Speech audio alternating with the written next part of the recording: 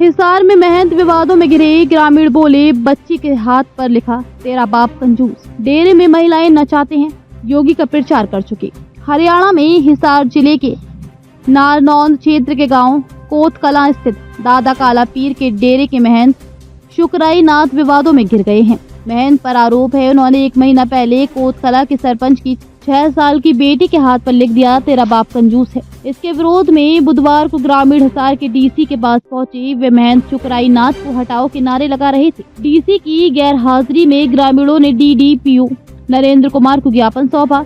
इस दौरान किसान नेता सुरेश कोत ने महंत शुक्राई नाथ पर कई आरोप लगाए। उन्होंने कहा कि महंत डेरे में महिलाओं को जबरन नचवाते हैं, रात में बाहर की महिलाओं को डेरे में रखते हैं। प्रदर्शनकारियों का आरोप है कि डेरे के चंदे और कृषि योग्य भूमि से प्राप्त धन का महंत दुरुपयोग कर रहे हैं।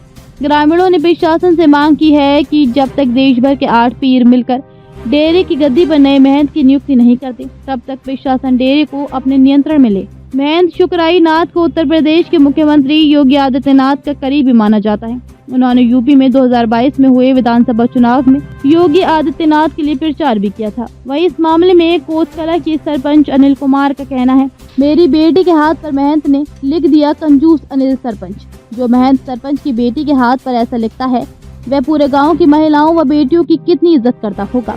हमने चौकी में 1 महीना पहले शिकायत दी थी, आज तक कोई कार्रवाई नहीं हुई।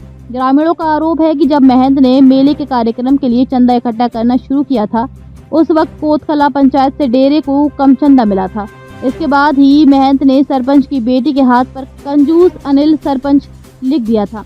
26 फरवरी को आयोजित एक कार्यक्रम में महंत शुक्राई नाथ ने इस मामले में सफाई देते हुए कहा, मुझे पता था कि कुछ लोग मेरे कार्यक्रम को खराब करेंगे। पिछली बार मैंने कार्यक्रम इसलिए कैंसिल किया था क्योंकि मुझे खबर मिल गई थी, फीडबैक आ गया था कि इस कार्यक्रम में बहुत बड़ा हंगामा होगा और कलंक मेरे लगेगा। तब मैंने सोचा था कि किसान आंदोलन में किसान भी दुखी हैं, उनका भी सम्मान रह जाएगा और मैं भी कलंक से बच जाऊंगा।